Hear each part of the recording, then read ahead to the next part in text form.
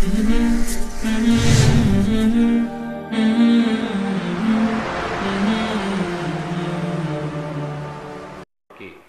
কারীমের খেদমতের জন্য কবুল করেছেন। এতে আমরা খুশি না বেজা? বেশি না কম? দ্বিতীয়ত, আল্লাহর কোরআনকে যারা ভালোবাসে, মহব্বত করে, কোরআন কারীমকে অনুসরণ করে, আল্লাহ পাক এই কোরআনকে জিম্মা দিয়েছেন, কোরআন তাদেরকে নেতৃত্ব দিয়ে জান্নাতে নিয়ে যাবে। সুবহানাল্লাহ। আল্লাহর হাবিব ইরশাদ করেছেন, মান জাআলাল কুরআনা আমামাহু কাদাহু ইলাল জান্নাহ। যে ব্যক্তি কোরআনকে, আল্লাহর কোরআনকে তার সামনে রাখবে, কোরআন কারীমের নির্দেশনা মেনে চলবে, কোরআন ভিত্তিক জীবন গঠন করবে, আল্লাহর কোরআন তারে হাত ধরে আল্লাহর জান্নাতে ঢুকায় দিবে। এই কোরআন কারীমকে ভালোবাসতে পেরেছেন, আল্লাহ তৌফিক দিয়েছেন বলে আসতে পেরেছেন, ঠিক কিনা? তৌফিক যদি না দিতেন আসতে পারতেন? জোরে বলেন, সম্ভব হতো? সেজন্য আপনার সারা জীবনের কোন একটি আমল যদি কবুল নাও হতে পারে, কিন্তু ইখলাসের সাথে আল্লাহর কোরআনকে সামনে রেখে যদি 1 ঘন্টা বসতে পারেন, কাল কিয়ামতের দিন এটা আপনার নাজাতের সবচেয়ে বড় জারিয়া হয়ে যাবে, ঠিক কিনা? তা আমরা আসতে পেরেছি, আল্লাহ খুশি, আমরা খুশি, ফেরেশতাকুল খুশি, মাখলুকাত খুশি, সব খুশি, শুধু বেজার শয়তান, ঠিক কিনা? শয়তানের সব চেষ্টা ব্যর্থতায় পর্যবসিত হয়েছে, একটা চেষ্টা বাকি আছে। একটু পরই তো মুনাজাত, কথা বলেন, জবান খুলে বলেন, মানে কিছুক্ষণ পরই তো আজকের মুনাজাত, ঠিক কিনা?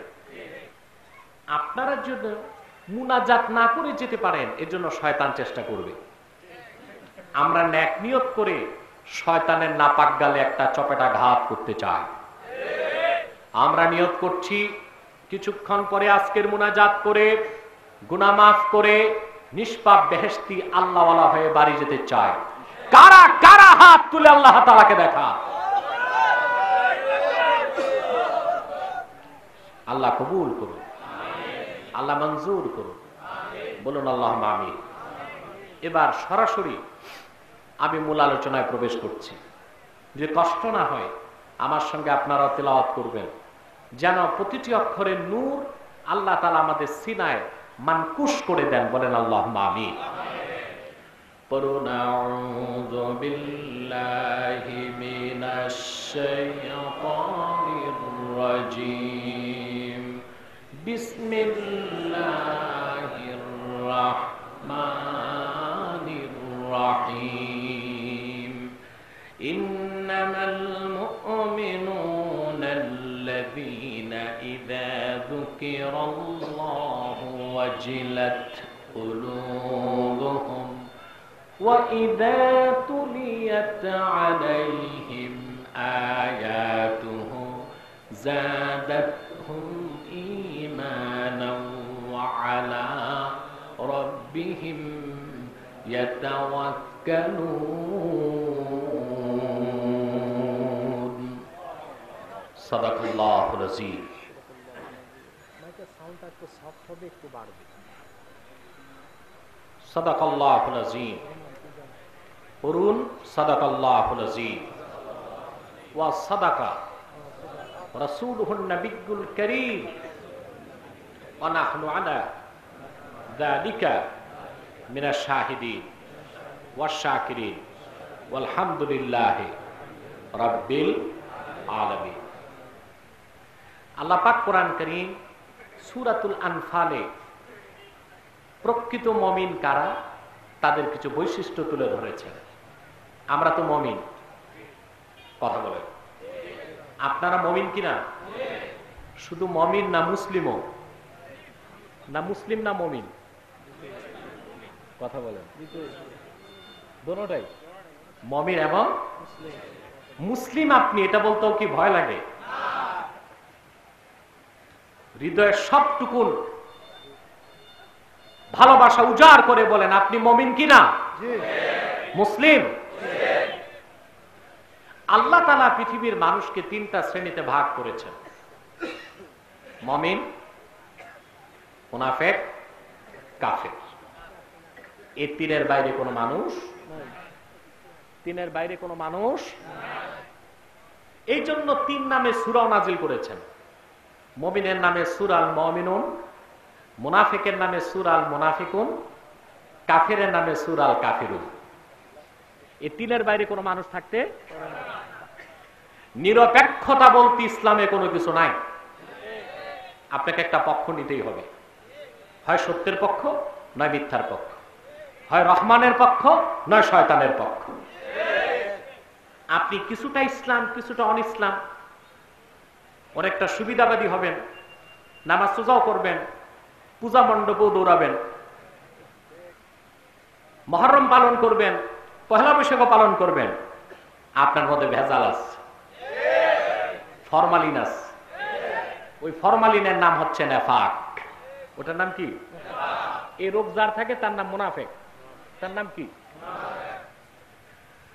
কবি গালেব কাব্যের ভাষায় তিরস্কার করে বলেন, দোরঙ্গি ছোড় দে এক রঙ্গ হো যা, সরাপা মোম বনিয়া সঙ্গ হো যা। দুই রং ছাড়ো, এক রং ধরো। হয় তুমি ইমানের পোশাক পরিধান করে মোমের মতো গলে খাঁটি মুমিন হয়ে যাও, কিংবা পাথরের মতো শক্ত হয়ে কাফের হয়ে যাও। কিছুটা ইসলাম কিছুটা অন ইসলাম, কিছু দিনদারি কিছু বদ্দিনী, তাওহীদকে বিশ্বাস করবা আবার শিরককে লালন করবা। এটা মুসলমানের চরিত্র নয়, এটা লেবাসধারী মুনাফিকের চরিত্র। আল্লাহ ভাগ করছেন তিন শ্রেণীতে মানুষ। কয় শ্রেণী? মুমিন, মুনাফিক, কাফের। আপনার স্টেজে ম্যারাথন বন্ধ করেন, দৌড়াদৌড়ি, ডিস্টার্ব হয় না।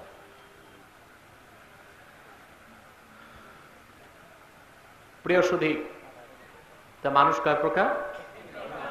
তিনের বাইরে কোনো মানুষ। বলবেন তো মুশরিক কোথায়? প্রশ্ন আছে না?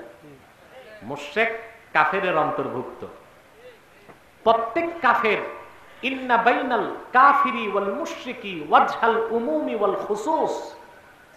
প্রত্যেক কাফের মুশরিক নাও হতে পারে, কিন্তু প্রত্যেক কাফের অবশ্যই, প্রত্যেক মুশরিক অবশ্যই কাফের। সেজন্য মুশরিক কোন শ্রেণীর ভিতরে? যারা বলেন আল্লাহ পাক সূরা বাইয়িনাতে বলেছেন, لم يكن الذين كفروا من أهل الكتاب والمشركين منفكين حتى تأتيهم البينة رسول من الله يتلو صحفا مطهرة كفروا من أهل الكتاب والمشركين। যারা কাফের হয়েছে মুশরিকদের মধ্য থেকে এবং আহলে কিতাব থেকে। তাহলে মুশরিক কোন শ্রেণীতে? তাহলে মানুষ কয় প্রকার? শক্তি দিয়ে বলেন কয় প্রকার? মুমিন, মুনাফিক, কাফের। যেহেতু আমরা মুমিন, ভেজাল মুক্ত মুমিন হতে হবে। ভেজাল মুক্ত মুমিন কে? আল্লাহ সেই কথাটি কোরআন কারীমে বলে দিয়েছেন। আল্লাহ রাব্বুল আলামিন বলেন, ইন্নামাল মুমিনুনা আল্লাযীনা ইযা যুকিরাল্লাহু ওয়াজিলাত কুলুবুহুম ওয়া ইযা তুলিয়াত আলাইহিম আয়াতুহু যাদাতুহুম ঈমানাও ওয়া আলা রাব্বিহিম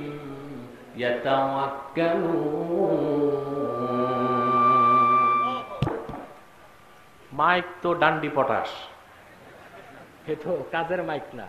মানে জামালউদ্দিন সাহেব কথা বলেছেন কি রিল্যাক্স ফিল করেছেন না কষ্ট হয়েছে? আমি এসে দেখেছি উনি ঘামায় গেছে। মাইক যে সুবিধার না এটা বুঝেই গেছে। ওনার ঘাম দেখে আমি বুঝতে পারছি কত কষ্ট হয়েছে ওনার। বাইরে যত হর্ন আছে তোমার সব বন্ধ করে দাও। বুঝো নাই? কানে শোনো, হে মাইকম্যান, কানে শুনতেছো? তোমার চিটাঙ্গের ভাষা তো আমি জানি না।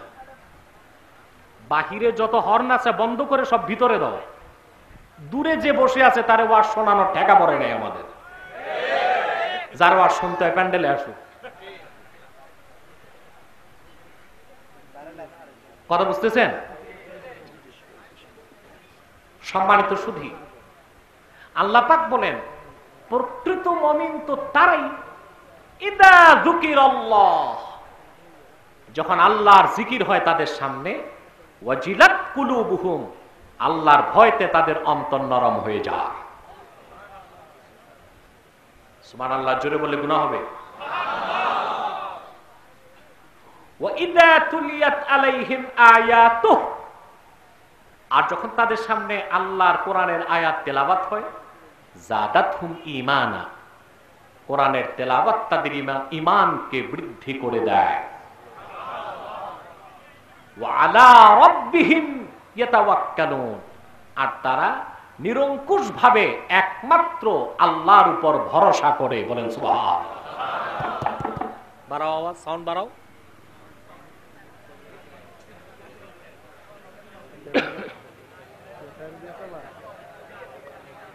সম্মানিত সুধী, এটাকে মাইক ঠিক করতে যায় না ওযু করতে যায়?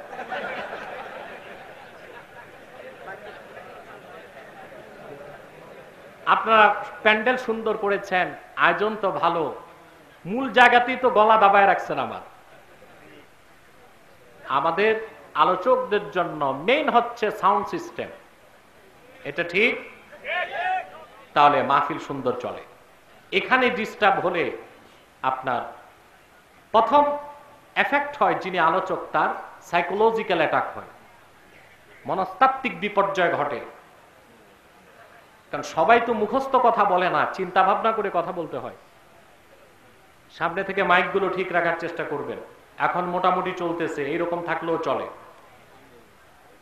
সে পিছনে যে আলাদ্দিনের কোন চেরাক যেন ঘষা দিচ্ছে।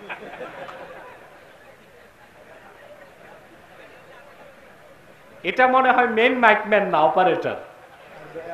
এটা সাগরের উস্তাদ যে মনে হয় ঘুম দিছে ভাত খেয়ে।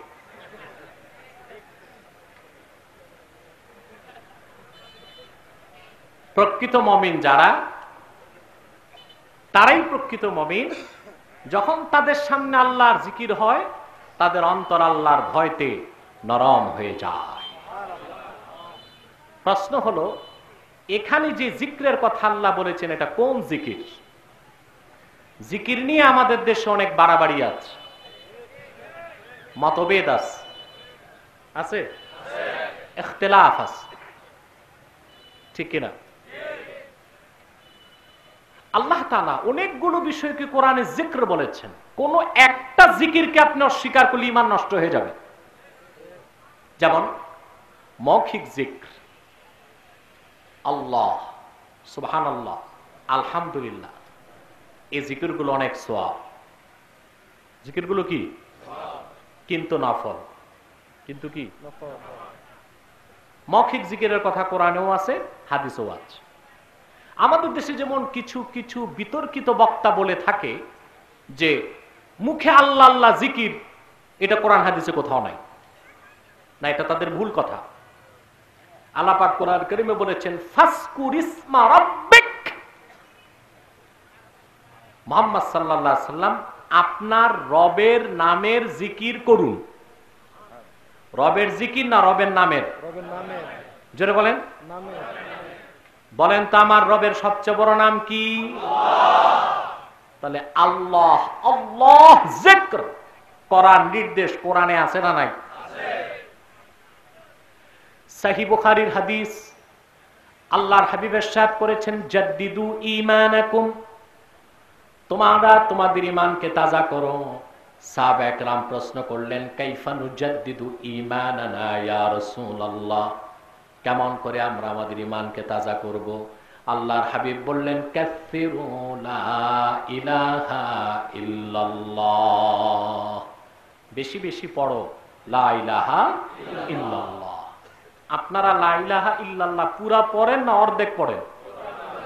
আমাদের দেশে আবার অর্ধেক জিকির চালু আছে, শুধু ইল্লাল্লাহ। এটা সুন্নতের খেলাফ, এটা সুন্নতের খেলাফ। ইল্লাল্লাহ অর্থ কি? আল্লাহ ছাড়া। তো জিকির কি আল্লাহর হবে না আল্লাহ ছাড়ার হবে? তো জিকির কি হবে? লা ইলাহা ইল্লাল্লাহ, শুধু ইল্লাল্লাহ। জোরে বলেন সুন্নাত কি? আমি বলছি না ইল্লাল্লাহ জিকির না জায়েজ হারাম, আমি বলছি সুন্নাত এবং বেশি সওয়াব হচ্ছে শুধু ইল্লাল্লাহ জিকির না লা ইলাহা ইল্লাল্লাহ জিকির। সহিহ বুখারীর অন্য হাদিস, আল্লাহর হাবিব ইরশাদ করেছেন, লা তাকুমুস সাআতু হাত্তা ইউকালা আল্লাহু আল্লাহ।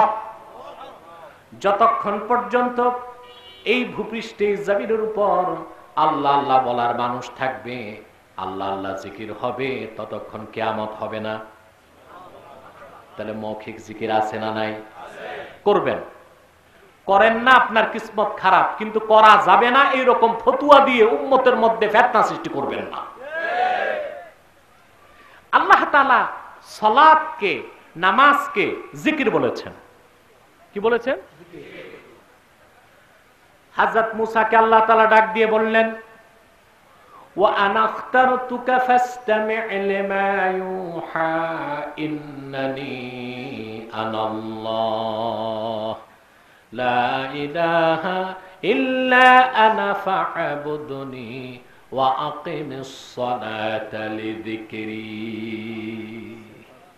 মুসা নবীকে প্রথম ওহীতে আল্লাহ বললেন, ওয়া আনা আখতারতুকা ফাসতামি' লিমা ইউহা, মুসা আমি তোমাকে নির্বাচন করেছি, এখন যা ওহী হবে তা মনোযোগ দিয়ে শোনো। ইন্নানি আনাল্লাহ, আমি হলাম আল্লাহ, লা ইলাহা ইল্লা আনা, আমি ছাড়া মাবুদ নাই, ওয়া আকিমিস সালাতা লিযিকরি, আমার ইবাদত করো, আমার জিকির হিসেবে নামাজ পড়ো। নামাজটা কি? জিকির। জোরে বলেন। 30 পারা কোরআনকে আল্লাহ জিকির বলেছেন। কি বলেছেন? জিকির। ওয়ামান আ'রাদা আন যিকরি ফাইন্না লাহু মাঈশাতান দানকা ওয়া নাহশুরুহু ইয়াওমাল কিয়ামাতি আ'মা। আল্লাহ পাক বলেন, যে হতভাগা আমার জিকির থেকে মুখ ফিরালো, আমার জিকির থেকে মুখ ঘুরায় ফেললো, আমি আল্লাহ রাব্বুল আলামিন তার রিজিককে সংকুচিত করে দিব, আর কাল হাসর ময়দানে অন্ধ করে তাকে কবর থেকে উঠাবো। তাহলে কোরআনকে আল্লাহ কি বলেছেন? জোরে বলেন। মুখে জিকির করবেন সকাল সন্ধ্যা, সুবহানাল্লাহ আলহামদুলিল্লাহ, সেই জিকিরটা নফল। আর আল্লাহ এখানে যে জিকিরের কথা বলেছেন এটা হলো ফরজ। এটা কি? ফরজ। জোরে বলেন। ফরজ। তাহলে আমরা দেখলাম আল্লাহ তাআলা মৌখিক জিকিরকে জিকির বলেছেন, নামাজকে জিকির বলেছেন, 30 পারা কোরআনকে জিকির বলেছেন, ওয়াজ করাকেও জিকির বলেছেন, ওয়াজ শোনাকেও জিকির বলেছেন। ফাযাক্কির ইন নাফাআতিয যিকরা, সব তাফসীরে এসেছে ফাইজহুম, মুহাম্মদ সাল্লাল্লাহু আলাইহি সাল্লাম আপনি তাদেরকে ওয়াজ করুন। এটাকে আল্লাহ জিকির বলেছেন। কি বলেছেন? জিকির। ওয়াজ করা কি? জিকির। জোরে বলেন কি? জিকির। শোনা কি? জিকির। কেমন জিকির? এই জিকির যতক্ষণ চলে আসমানের সব দরজা খোলা থাকে, বারাকাত, কারামাত, ফুয়ুজাত আসতেই থাকে। বলেন সুবহানাল্লাহ। আমরা তো টের পাই না মুসলমান, করোনাতে সারা দুনিয়া বিপর্যস্ত হয়েছে, বাংলাদেশ ক্ষতির থেকে বেঁচেছে। বাঁচে নাই? জি। এটা কি সরকারের কৃতিত্ব? মেডিকেল সায়েন্সের কৃতিত্ব? পৃথিবীতে সর্বাধুনিক প্রযুক্তি সম্পন্ন মার্কিন যুক্তরাষ্ট্র করোনার আঘাতে বিপর্যস্ত হয়েছে। গোটা পশ্চিমা দুনিয়ার অর্থনীতি ভেঙে টুকরা টুকরা হয়ে গেছে। সে দেশের হসপিটালগুলোতে মৃত মানুষের লাশ রাখার জায়গা পর্যন্ত ছিল না। বাংলাদেশে 17,46,00,000 মানুষ, সে দেশে কতজন আর মরেছে জনসংখ্যার হিসাবে? কেন বেঁচে গেল বাংলাদেশ? বুদ্ধিজীবীরা চিন্তা করে না, বুদ্ধিজীবীরা ভালো করে লক্ষ্য করো, ভালো করে তাকাও। মেডিকেল সায়েন্সের কারণে নয়, স্বাস্থ্য মন্ত্রণালয়ের কৃতিত্ব নয়, গভর্নমেন্টের কৃতিত্ব নয়, আরব বিশ্বকে বাদ দিলে সারা দুনিয়ায় আল্লাহর কোরআনের তো মাহফিল হয় না, বাংলাদেশে যত মাহফিল হয় এই কোরআনের মাহফিলের কারণেই বাংলাদেশ করোনা থেকে বেঁচেছে। অতএব মাহফিল বন্ধ করা যাবে না। যতদিন পূর্বাকাশে সূর্য উদিত হয়ে পশ্চিমে ডুববে, যতদিন বাংলাদেশের স্বাধীনতা টিকে থাকবে, আল্লাহর কোরআনের মাহফিল চলবেই চলবে চলবে।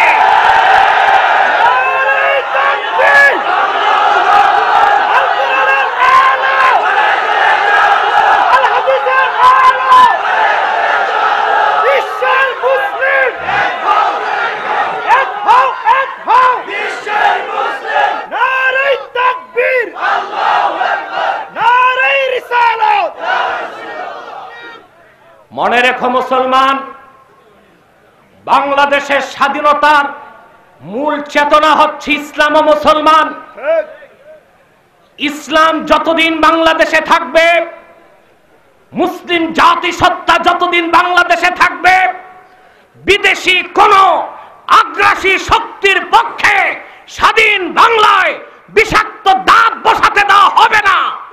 কোটি কোটি মুসলমান যত প্রভাবশালী আগ্রাসী শক্তি হোক, তাদের কালো হাতকে ভেঙে টুকরা টুকরা করে দিবেন ইনশাআল্লাহ। আমার ভাইরা, কোরআন হচ্ছে এমন এক জিক্র যা তেলাওয়াত হলে রহমত আসে, শুনলে রহমত আসে। সুবহানাল্লাহ।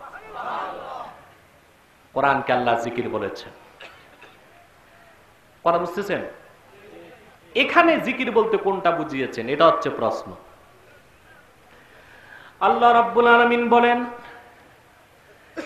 ইন্নামাল মুমিনুনা আল্লাযীনা ইযা যুকিরাল্লাহু ওয়াজিলাত কুলুবুহুম ওয়া ইযা তুলিয়াত আলাইহিম আয়াতুহু যাদাতুহুম ঈমানান ওয়া আলা রাব্বিহিম ইয়াতাওয়াক্কালুন।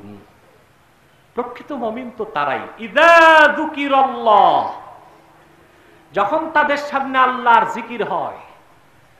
আল্লাহ অনেক কিছুকে জিকির বলেছেন না? আরে বাবা কথা বলো, এখানে কোন বিষয়কে জিকির বলেছেন? প্রসিদ্ধ সব তাফসীরে এসেছে ইযা যুকিরা ইনদাহুম আহকামুল্লাহ, যখন তাদের সামনে আল্লাহর বিধান, আল্লাহর আইনকে তুলে ধরা হয়, সেই বিধানকে ও আইনকে মানার জন্য তাদের অন্তর প্রস্তুত হয়ে যায়। সুবহানাল্লাহ বলবেন। তাহলে আল্লাহ তাআলা আহকামে শারঈয়্যা, শরিয়া ল অফ শরিয়া, শরিয়া আইন কানুন বিচারকেও আল্লাহ তাআলা কোরআন কারীমে জিকির বলেছেন। কি বলেছেন? জিকির। কিন্তু এই জিকিরের কথা আমাদের দেশে কম উচ্চারিত হয়। পীর সাহেব যারা আছেন সকাল সন্ধ্যা নফল জিকিরের তাকিদ দেন, কিন্তু আহকামুল্লাহ, আহকামে শারঈয়্যা, কোরআন কারীমের আইন ও কানুন ও বিধানের কোনো কথাই তারা বলেন না। তার মানে নফল জিকির ধরলেন, ফরজ জিকির ছাড়লেন। আগে কি? তারপরে ওয়াজিব, তারপরে সুন্নাত, তারপরে। আমি কি কথা বুঝাতে পারলাম? তাহলে জিকির নিয়ে বাড়াবাড়ি চলবে না, মৌখিক জিকির তা করতে হবে, তবে নফল, ঠিক কিনা? 5 ওয়াক্ত নামাজ জিকির, তবে ফরজ, ঠিক কিনা? আহকামে শরিয়া, শরীয়তের বিধিবিধানকে বিশ্বাস করাও ফরজ, তা বাস্তবায়ন করাও ফরজ। এক কথায় বলতে পারেন কোরআনের আইন, এটা জিক্র। এটা কি? আমরা কোরআনের আইনকে বিশ্বাস করি। আমার দেশে আমি আগেই বলেছি অনেক ফরমালিন যুক্ত মুসলমান আছে, দাড়ি টুপি জুব্বা কুর্তা, জিকির ফিকির ঠিক আছে, কিন্তু ইসলামী শাসন ব্যবস্থা, ইসলামী আইনকে, ইসলামী বিধানকে তারা বিশ্বাস করে না। তাদের ক্ষেত্রে আমি তাদেরকে 3 শ্রেণীর কোন শ্রেণীতে রাখবেন মুমিন না মুনাফিক না কাফের? মুনাফিক। আল্লাহ কি বলেন সেটা শোনেন। আল্লাহ পাক বলেন ওয়ামান লাম ইয়াহকুম বিমা আনজালাল্লাহু ফাউলাইকা হুমুল কাফিরুন।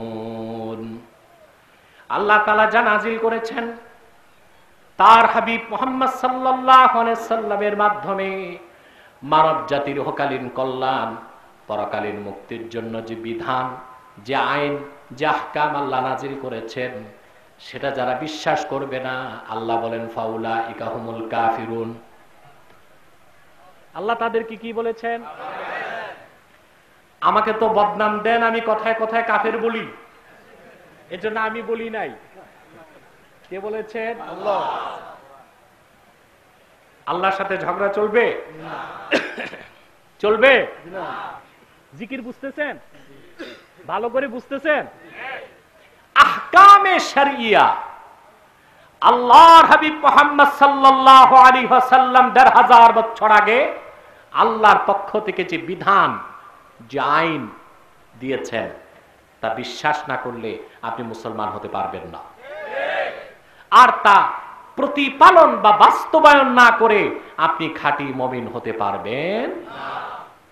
আজকে একটা কথা ব্যাপক ছড়িয়ে আছে, আমাদের এক বিচারকও বলেছে বিচারের বাণী নিভৃতে কাঁদে। বলছে না? আচ্ছা, বিচারের বাণী নিভৃতে আগে কাঁদতো, এখন প্রকাশ্যেই কাঁদে। ঠিক কিনা? পৃথিবীতে একটা মুখরোচক কথা আছে, আইনের শাসন। বলা হয় পৃথিবীতে সবচেয়ে বেশি আইনের শাসন মার্কিন যুক্তরাষ্ট্রে, আর আমার দৃষ্টিতে যুক্তরাষ্ট্র আইনের নামে সবচেয়ে বেআইনি কাজ করছে। সে দেশে একটি বিড়ালকে হত্যা করলে $৬,০০০ জরিমানা করা হয়। কোথায়? আমেরিকাতে বিড়াল হত্যা করলে $৬,০০০ জরিমানা করা হয়। কিন্তু সেই মার্কিন যুক্তরাষ্ট্র অবৈধভাবে উপসাগরীয় যুদ্ধে 22 লক্ষ মুসলমানকে হত্যা করেছে, সিরিয়াতে লক্ষ লক্ষ মুসলমানকে হত্যা করেছে, আফগানিস্তানে লিবিয়াতে লক্ষ লক্ষ মুসলমানের রক্ত ঝরিয়েছে, কিন্তু স্বৈরাচার শাসকদের বিচার যুক্তরাষ্ট্রের আদালতে হয় না। বিড়াল হত্যার বিচার আছে, বিড়াল হত্যা, কিন্তু আল্লাহর আকাশের নিচে সর্বশ্রেষ্ঠ জাতি মুসলমান হত্যার বিচার নাই। এই হলো যুক্তরাষ্ট্রের আইনের শাসন। এটা কি? এখন বিচারের বাণী নিবৃতে কাঁদে না জোরে জোরেই কাঁদে? কথা বলে না, এত জোরে কাঁদে যে বিচারক শুনছে। সেজন্যই তো তিনি দুঃখ করে বলেছেন, কি বলেছেন? বিচারের বাণী নিবৃতে কাঁদে। পৃথিবীর কোথায় আইনের শাসন পাবেন? আইনের শাসন, আইনের চোখে সমান অধিকার, এটা একমাত্র গ্যারান্টি দিতে পারে 30 পারা কোরআন। তাফসীর দুররে মানসুরি ইমাম সিউতি, তাফসীর ফাতহুল কাদির ইমাম শাওকানি, তাফসীর বাহরুল মুহিতে ইবনে আবি হাতেম, 4টা তাফসীরে আমি দেখেছি। বলবো হাদিসটা? আমি বুঝতে পারছি আপনাদের ব্যাটারি ডাউন হয়ে গেছে, শুধু মাইকেরটা না আপনাদেরটা ডাউন হয়েছে। আমি ব্যারোমিটার দিয়ে টেস্ট করব, কে কে ঘুমান হাত উঠান।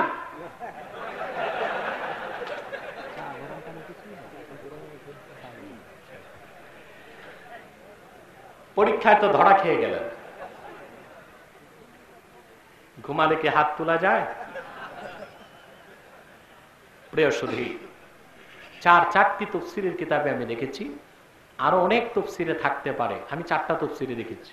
4টা তাফসীরের বরাত দিচ্ছি। রাসূল করিম সাল্লাল্লাহু আলাইহি ওয়াসাল্লামের কাছে 2 ব্যক্তি আসলেন বিচার প্রার্থনায়। রাসূল করিম সাল্লাল্লাহু আলাইহি ওয়াসাল্লাম বিচার করে দিলেন। ইনসাফ বিচারের কারণে রায় পেল ইহুদি, ঠকে গেল কথিত মুসলিম। মুসলমানটি রাসূল করিম সাল্লাল্লাহু আলাইহি ওয়াসাল্লামকে বললেন, রুদ্দানা ইলা উমর, ইয়া রাসূলুল্লাহ সাল্লাল্লাহু আলাইহি ওয়াসাল্লাম, হে আল্লাহর রাসূল, আপনি বিচারটা আমাদেরকে করার জন্য ওমরের কাছে পাঠান। রাসূলুল্লাহর বিচারে সে সন্তুষ্ট হয় নাই। আল্লাহর হাবিব বলেন, ঠিক আছে, ইনতালিকা ইলা ওমর, ওমরের কাছে যাও। দুইজন গেলেন হযরত ওমরের কাছে। যে ব্যক্তি বিচারে রায় পেল, যে ব্যক্তি রায় পেল ইহুদি, সে হযরত ওমরকে বললেন, ওমর, আল্লাহ রাসূল সাল্লাল্লাহু আলাইহি ওয়াসাল্লাম ইতিমধ্যে বিচার করে দিয়েছেন, আমি রায় পেয়েছি, তোমার এই মুসলিম ভাইটি রাসূলুল্লাহর বিচার মানে নাই, বলছে আপনি ওমরের কাছে পাঠান, আল্লাহ রাসূল তোমার কাছে পাঠিয়ে দিয়েছেন। হযরত ওমর সে মুসলিমকে জিজ্ঞেস করলেন, আল আমরু হাকাযা, ঘটনাটা কি এরকমই? মুসলিম বলল, হ্যাঁ, আমি মুসলিম, আমি যাকাত দেই, আমি সদকা দেই, আমি জিহাদ করি, ন্যায় অন্যায় পরের কথা, আমি রায় পাবো, ইহুদি কেমন করে রায় পায়? হাদিস সাক্ষী হযরত ওমর দুজনকে বললেন, মাকানাকুমা হাত্তা আরজিয়া ইলাইকুমা, দুইজন এখানেই দাঁড়িয়ে থাকো, আমি আসার আগ পর্যন্ত, আমি এসে দ্বিতীয় বিচারটা করে দিব। হযরত ওমর ভিতরে গেলেন। ফাখারাজা ওমর ইলাইহিমা মুস্তামিলান আলা সাইফিহি, হযরত ওমর ঘর থেকে বের হয়ে আসলেন, তরবারি বের করলেন, আর চিৎকার দিয়ে বললেন, আল্লাহর হাবিব মুহাম্মদ সাল্লাল্লাহু আলাইহি ওয়াসাল্লামের ফয়সালা, রায় কিংবা বিচারকে যে মানে না, আমি ওমরের দৃষ্টিতে আল্লাহর আকাশের নিচে বেঁচে থাকার কোনো অধিকার তার নাই।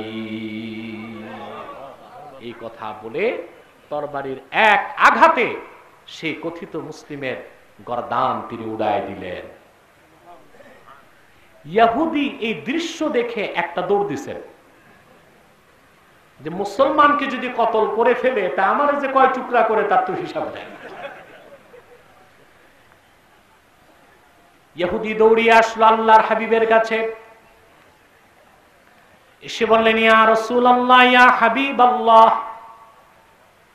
বিচারের জন্য ওমরের কাছে গেলাম, তিনি তো সে মুসলমানকে কতল করে ফেলেছেন। আল্লাহর হাবিব বললেন, ওমর কোন একজন মুমিনকে কতল করতে পারে তা তো আমার ধারণাতেও ছিল না। সারাটি মদিনাতুল মুনাওয়ারায় শোর পড়ে গেল, ওমর একজন মুসলিমকে হত্যা করেছে। হযরত ওমরের চেহারাটা বেজার হয়ে গেল, আসলেই কি আমি কোন মুসলিমকে হত্যা করলাম নাকি? আল্লাহ তাআলা হযরত ওমরের পক্ষে সঙ্গে সঙ্গে কোরআনের আয়াত নাজিল করে দিলেন, ফালা ওয়া রাব্বিকা লা ইউমিনুনা হাত্তা ইউহাক্কিমুকা ফীমা শাজারা বাইনাহুম থুম্মা লা ইয়াজিদু ফি আনফুসিহিম হারাজাম মিম্মা কাদাইত ওয়া ইউসাল্লিমু তাসলিমা। আল্লাহ পাক বললেন, না, মুহাম্মদ সাল্লাল্লাহু আলাইহি ওয়াসাল্লাম আপনার রবের কসম, যতক্ষণ পর্যন্ত তারা তাদের নিজেদের মধ্যে সৃষ্ট বিরোধ নিরসনে আপনি রাসূলের সিদ্ধান্তকে ফয়সালা হিসেবে না মানবে, আমি আল্লাহ কসম করে বলছি তারা মুমিন হতে পারে না, মুসলমান হতে পারে না। তাহলে আহকামে শরিয়া, কোরআন ও সুন্নাহর আইন ও কানুনকে যারা বিশ্বাস করবে না, তারা মুসলিম না মুনাফিক? জোরে বলেন। এই হাদিসের মাধ্যমে আমরা দুটো জিনিস দেখলাম, আহকামে শরঈয়া, শরঈ বিধিবিধানকে মানা ছাড়া মুসলমান হবার সুযোগ নাই। দ্বিতীয় আরেকটা জিনিস দেখলাম, আল্লাহ ও তার রাসূল যে আইন দিয়েছেন পৃথিবীর মানুষকে, সে আইনের চোখে সবাই সমান। রায় পেয়েছে কি মুসলিম না ইহুদি? এটা আইনের শাসন। এটা কি? জোরে বলেন। এটা আইনের শাসন। সহিহ মুসলিমে হাদিস নাম্বার যতটুকু আমার মনে পড়ে 4505, হাদিস সংখ্যাটা ভুল হতেও পারে, সহিহ মুসলিমের হাদিস। কুরাইশ বংশের এক মেয়ে চুরি করছে, আল্লাহ রাসূল সাল্লাল্লাহু আলাইহি ওয়াসাল্লাম হুকুম জারি করলেন তার হাত কাটো। রাসূলুল্লাহ কি বলেছেন? চোরের শাস্তি কি? জোরে বলেন। এখানে একটু পার্থক্য আছে। চোর দুই প্রকার, একটা স্বভাব চোর, একটা অভাব চোর। কয় প্রকার? দুই প্রকার। একটা কি? স্বভাব চোর, আরেকটা অভাব চোর। অভাব চোর। বলেন তো ভাই, বুকে যদি সাহস থাকে, বাংলাদেশে অভাব চোর বেশি না স্বভাব চোর? স্বাধীনতার স্থপতি বঙ্গবন্ধু শেখ মুজিবুর রহমানের জীবনে সবচেয়ে বড় কষ্ট ছিল এটা। তিনি বলেছিলেন, সবাই পায় তেলের খনি, আমি পেয়েছি চোরের খনি। সেই চোর বাড়তেছে না কমতেছে? কথা বলে না। বাড়তেছে না? হ্যাঁ, এই দুঃখ করছেন কিনা বঙ্গবন্ধু? সবাই পায় কিসের খনি? আমি পাইছি চোরের খনি। এদেশের লোক গরিবের কম্বলগুলো চুরি করে বেঁচে ফেলছে। আজ চোর কম্বল চোর নাই, রিলিফ চোর আছে, ডিজিএফ কার্ড চোর আছে, রোহিঙ্গাদের ত্রাণ চোর আছে, আছে না নাই? এরা অভাব চোর না স্বভাব চোর? ঘড়ি চোর, জুতা চোর, এটা অভাব চোর।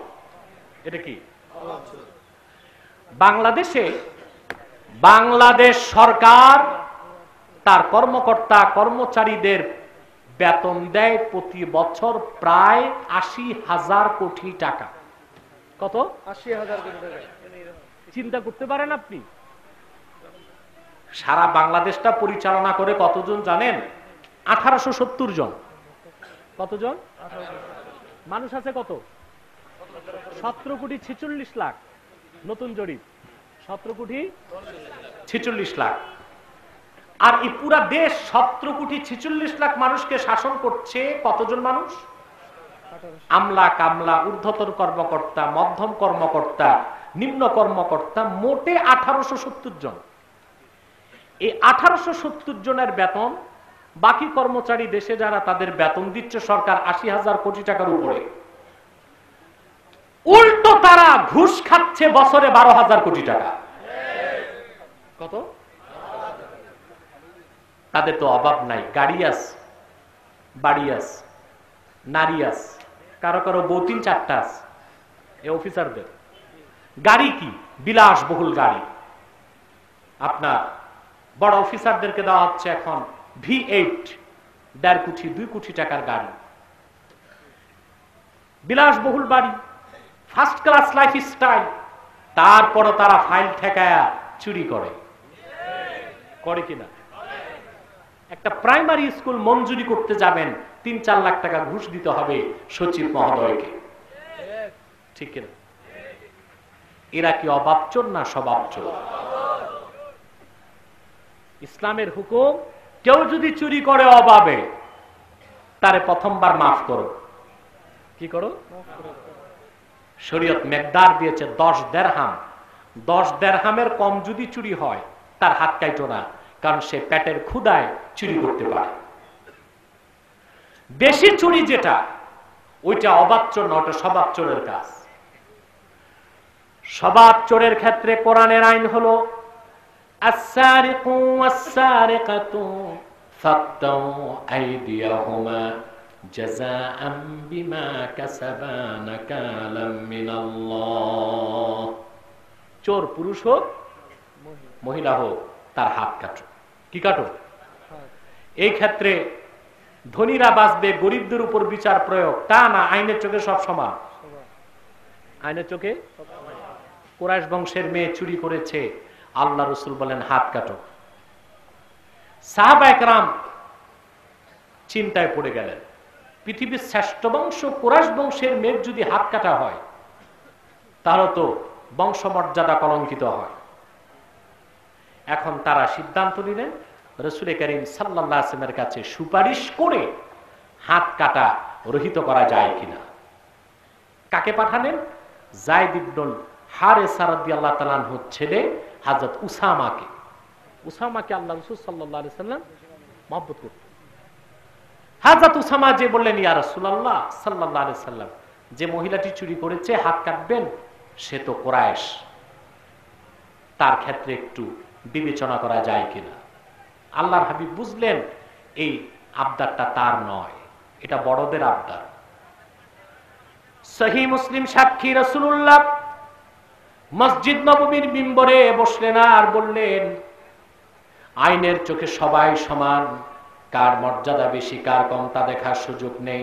শুনে রাখো তোমরা, ওয়া আইমুল্লাহ লাউ আন্না ফাতিমাতা বিনতা মুহাম্মদ সাল্লাল্লাহু আলাইহি ওয়াসাল্লাম সারাকাত লাকাতাতু ইয়াদাহা। আল্লাহর কসম করে বলছি সাহাবীরা, আজকে যদি আমার মেয়ে ফাতেমাও চুরি করতো আমি তার হাতটা কেটে দিতাম। আইনের চোখে সবাই সমান, এটা বলতে পারে একমাত্র ইসলাম। আইনের শাসন পৃথিবীতে দিতে পারে একমাত্র ইসলাম। আজ আল্লাহ সেই আইন ও কানুন বিধানকে জিকির বলেছেন।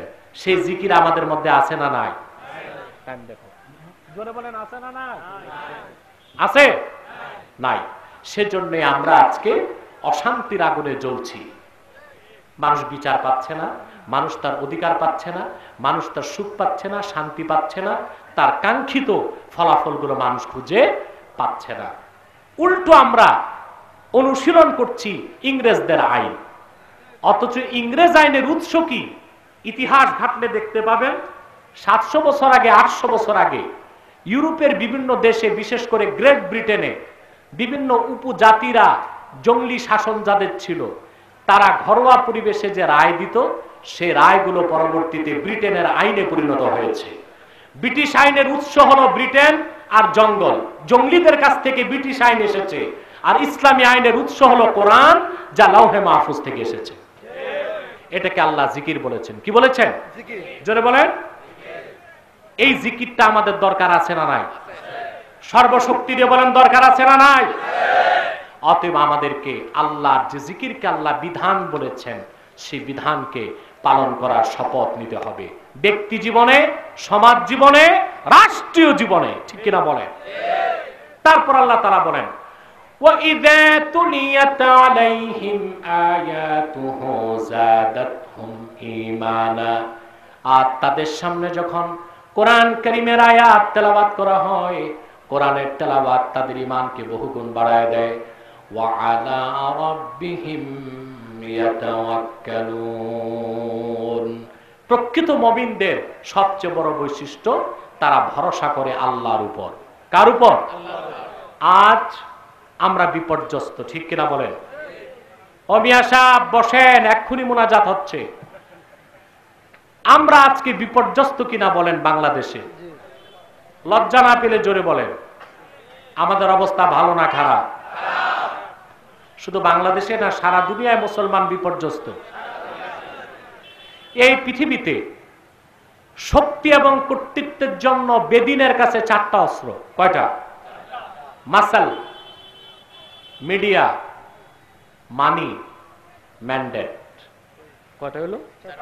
মাসাল পেশি শক্তি, মানি টাকা, ম্যান্ডেট সমর্থন, মিডিয়া এগুলো সব সংবাদ মাধ্যম। এই 4টা শক্তি কাদের কাছে বেশি দেখেন তো একটু? মাসাল, মিডিয়া, মানি, ম্যান্ডেট। দিনদারের কাছে না বেদিনের কাছে? যত সংবাদ মাধ্যম বিশ্বব্যাপী সব মুসলমানের হাতে না বেদিনের হাতে? টাকা পয়সা তাদের হাতে। ঠিক কিনা? জাতিসংঘের ম্যান্ডেট তাদের কাছে। ঠিক কিনা? আফগানিস্তানে হামলা, বাগদাদে হামলা, লিবিয়াতে হামলা, সিরিয়াতে হামলার ম্যান্ডেট যুক্তরাষ্ট্র নিয়েছে জাতিসংঘ থেকে। 4টাই তাদের কাছে আছে। তারপরও মুসলমানই বিজয়ী, কারণ তার কাছে সবচেয়ে বড় অস্ত্র হচ্ছে ঈমান। ঠিক কিনা?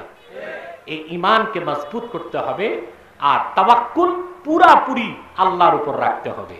সেটা আল্লাহ বলেছেন, খাঁটি মুমিনগণ ওয়া আলা রাব্বিহিম ইয়াতাওয়াক্কালুন, তারা নিরঙ্কুশ ভাবে মহান আল্লাহর উপর ভরসা করে, তাওয়াক্কুল করে আল্লাহর উপর। বলেন সুবহানাল্লাহ। আমার ভাইয়েরা, তাওয়াক্কুল কিভাবে আল্লাহর উপর করতে হবে সেই শিক্ষা আল্লাহ পাক নবীগণের শিক্ষা থেকে কোরআন কারীমের মধ্যে তুলে ধরেছেন। তার ছোট্ট কয়েকটা দৃষ্টান্ত আমি কোরআন কারীম থেকে দিচ্ছি। হযরত ইব্রাহিমকে নমরুদ অগ্নিকুণ্ডে নিক্ষেপ করার জন্য কাঠের কামানের মধ্যে তাকে বেঁধে দিলেন। সামনে জ্বলন্ত অগ্নিকুণ্ড, দাউ দাউ করে আগুন জ্বলছে। কিছুক্ষণ পরে হযরত ইব্রাহিমকে সেখানে ফেলে দেওয়া হবে। কাঠের কামানের মধ্যে হযরত ইব্রাহিমের হাত বাঁধা, পা বাঁধা। এমন সময় সামনে তাকিয়ে দেখেন তিনি, আগুন দাউ দাউ করে জ্বলছে। নমরুদ সহ হাজার হাজার কাফের মুশরিক চারদিকে দাঁড়ায় আছে হযরত ইব্রাহিমের পরিণতি দেখার জন্য। এমন সময় হযরত জিবরিল চলে আসলেন।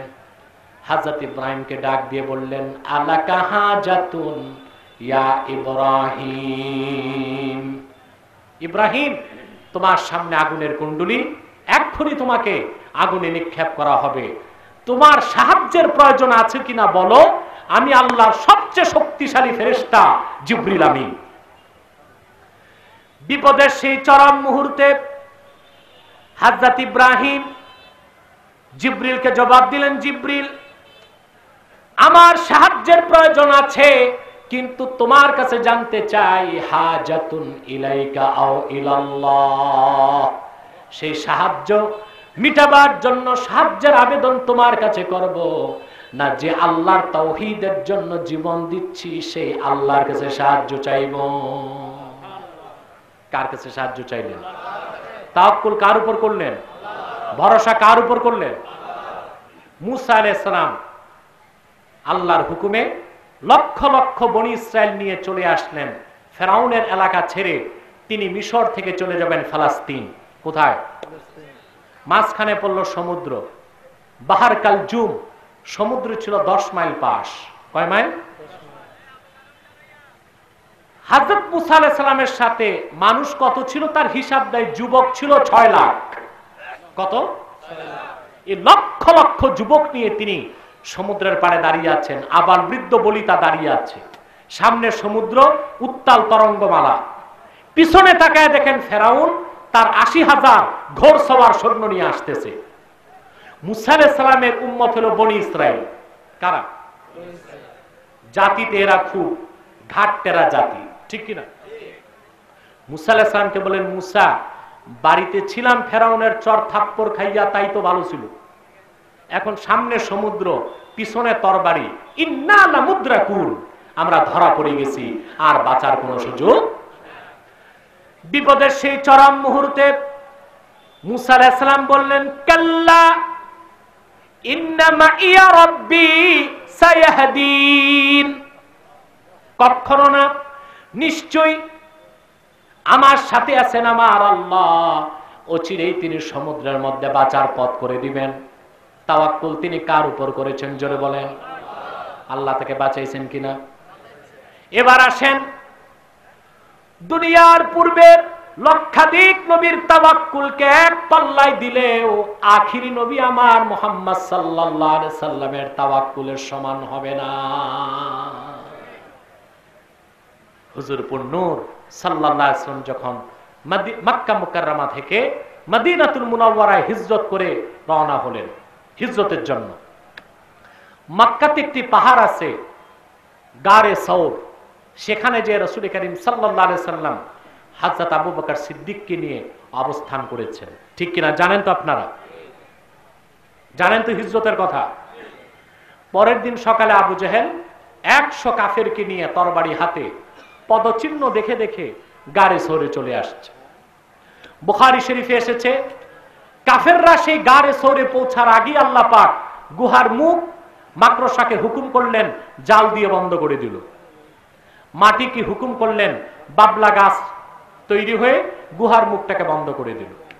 কাফেররা পদচিহ্ন দেখে আস্তে আস্তে গারে সৌরের একেবারে মুখে চলে আসছে। আল্লাহর হাবিবের সঙ্গে সিদ্দিকে আকবর বসা। আবু বকর সিদ্দিক তাকায় দেখেন আবু জেহেল এবং কাফেরদের তরবারি সূর্যের আলোতে চকচক করছে, তা দেখা যায়। সিদ্দিক আকবর কান্না করতে লাগলেন। আল্লাহর হাবিব বললেন, আবু বকর কান্না করো কেন? তিনি বললেন, ইয়া রাসূলুল্লাহ, ইয়া হাবিবাল্লাহ, আমি আবু বকরের জান আপনার কদমে কোরবান হয়ে যাক, তাতে আমার কোনো আফসোস নাই, কিন্তু আপনি আল্লাহর আখিরি নবী মুহাম্মদ সাল্লাল্লাহু আলাইহি ওয়াসাল্লাম, আজকে যদি কাফেররা আপনাকে শহীদ করে দেয়, তাহলে আজ থেকে কাল কিয়ামত পর্যন্ত আল্লাহকে আল্লাহ বলার একজন মানুষও তো জমিনে থাকবে না। আল্লাহর হাবিব তখন তাওয়াক্কুল করলেন কার উপর? সর্বশক্তি দিয়ে বলেন। আল্লাহর হাবিব বললেন, লা তাহজান ইন্নাল্লাহা মাআনা, কোনো চিন্তা করো না, আল্লাহ আছেন আমাদের সাথে। ইমাম বাইজাবি সূক্ষ্ম ব্যাখ্যা করেছেন, মুসা নবী যখন বিপদে পড়লেন তিনি বললেন ইন্না মাইয়া রব্বি, আমার সাথে আমার রব। আর রাসূলুল্লাহ গারে সৌরে বললেন ইন্নাল্লাহা মাআনা। দুই কথায় পার্থক্য আছে? কথা বলে না। মুসা আলাইহিস সালাম যখন আল্লাহর উপর তাওয়াক্কুল করেছেন, আল্লাহর কথা মনে করার আগে নিজের কথা মনে করেছেন। আর আল্লাহ রসুল যখন আল্লাহর কাছে সাহায্য চাইলেন, নিজের কথা মনে করার আগে তিনি আল্লাহর কথা মনে করেছেন। মুসা নবী বলেছেন ইন্না মাইয়া রব্বি, আমার সাথে আছেন আমার রব। আর রাসূলুল্লাহ বলেছেন ইন্নাল্লাহা মাআনা, আল্লাহ আছেন আমার সাথে। অতএব মুসলমান, আল্লাহর হাবিব মুহাম্মদ সাল্লাল্লাহু আলাইহি ওয়াসাল্লামের উসওয়াতে হাসানাতে থেকেই আমাদের শিক্ষা নিতে হবে কিভাবে আল্লাহর উপর তাওয়াক্কুল করতে হবে। ঠিক কিনা বলেন? আমরা যদি আল্লাহর হাবিব মুহাম্মদ সাল্লাল্লাহু আলাইহি ওয়াসাল্লামের খাঁটি উম্মত হতে পারি, প্রকৃত মুমিন হতে পারি, আল্লাহর উপর ভরসা রাখি, বিজয় আমাদের অপেক্ষাতেই আছে। ঠিক কিনা বলেন? মনে রাখবেন, মুসলমানকে নিষ্পেষণ করা যায় না। মুসলমান লোহার বুটের মতো শক্ত। কাফের বাতিল তাগুতের বিষাক্ত দাঁত সেই লোহার বুটকে পেষণ করতে পারবে না ইনশাআল্লাহ। প্রয়োজন আমাদেরকে আবার মানবরচিত তন্ত্রমন্ত্র মতবাদ, secularism, nationalism, communism, democracy, aristocracy সবকিছু বাদ দিয়া আল্লাহর কোরআনের দিকে ফিরে আসতে হবে। খাঁটি মুমিন হতে হবে। এই পৃথিবীতে বিজয় আমাদের দ্বারে আল্লাহ গ্রহণ করবেন, তাতে কোনো সন্দেহ নাই। সাদাকাল্লাহুল আযীম ওয়া সাদাকা রাসূলুহুন নবিয়ুল কারীম ওয়া নাহনু আলা যালিকা মিনাশ শাহিদিন ওয়াশ শাকিরিন আলহামদুলিল্লাহি রাব্বিল আলামিন। যা দাঁড়িয়ে আছেন মুনাজাতের আগে বসে যান। যারা দাঁড়িয়ে আছেন বলছি মুনাজাতের আগে বসে যান। রোডে যারা আছেন, সম্মানিত